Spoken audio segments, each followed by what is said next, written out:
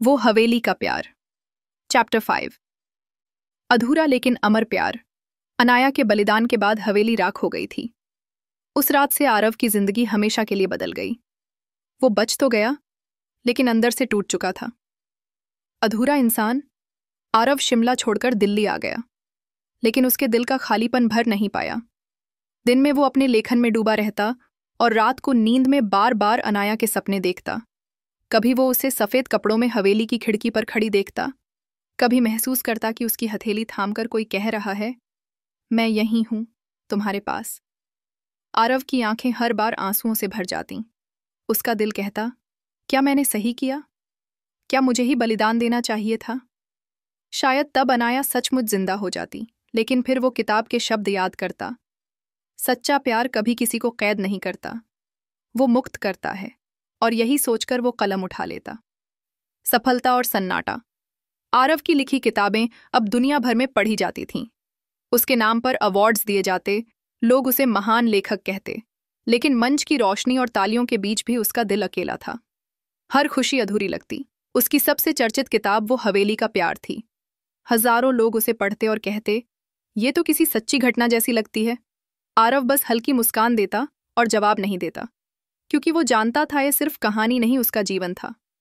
फिर से हवेली। सालों बाद एक ठंडी रात में आरव को अचानक खिंचाव महसूस हुआ। उसके मन में आवाज आई, आरव लौट आओ। वो अनाया की आवाज थी। बिना सोचे आरव शिमला लौट आया, लेकिन हवेली अब वहां नहीं थी। उसकी जगह सिर्फ राख और घास उगी थी।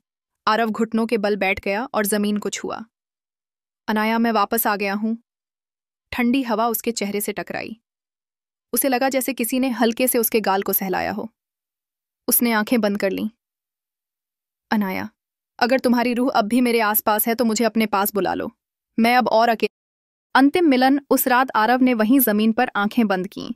अचानक उसने महसूस किया कि चारों तरफ रोशनी फैल गई है। जब उसने आंखें खोलीं तो देखा वो फिर उसी हवेली में है। लेकिन हवेली अब टूटी फूटी नहीं थी। चारों तरफ रोशनी थी, दीवारें चमक रही थीं और बीच में अनाया खड़ी थी, सफेद लिबास में, मुस्कुराती हुई। आरव की आंखों से आंसू बह निकले। अनाया, तुम? अनाया आगे बढ़ी और उसकी हथेली थाम ली। हाँ आरव, तुम्हारा प्यार इतना गहरा था कि उसने मुझे अमर बना दिया। मैं अब दर्द में नहीं हूं और अब तुम मेरे पास आ सकते हो। आरव ने उसका चेहरा छुआ। तो क्या अब हम हमेशा साथ रहेंगे? अनाया ने मुस्कुराकर कहा, हाँ, लेकिन इस दुनिया में नहीं, उस दुनिया में। आरव ने बिना झिझक सिर हिला दिया। मुझे कोई परवाह नहीं, बस तुम्हारे साथ रहना चाहता हूं। आखिरी सांस। सुबह जब गांव वाले राख से ढकी उस जमीन पर पहुंचे तो उन्होंने देखा आरव वहीं पड़ा था। उसकी आंखें बंद थीं, होंठों पर हल्की मुस्कान थी। उसका दिल अब धड़कना बंद हो चुका था, लेकिन उसके चेहरे पर शांति थी, जैसे किसी ने उसे गले लगाकर सारी तकलीफें मिटा दी हों। अमर प्रेम। लोगों ने बाद में कहा कि उस जमीन पर अक्सर एक अजीब सी ठंडी हवा बहती है। कभी कभी सफेद कपड़ों में एक लड़की और उसके साथ एक युवक की परछाई भी दिखाई देती है। कहते हैं कि वो दोनों अब हवेली के श्राप से मुक्त होकर हमेशा के लिए साथ हैं। आरव और अनाया की कहानी खत्म नहीं हुई। वो अधूरी थी, लेकिन अमर हो गई, क्योंकि सच्चा प्यार मौत से भी बड़ा होता है।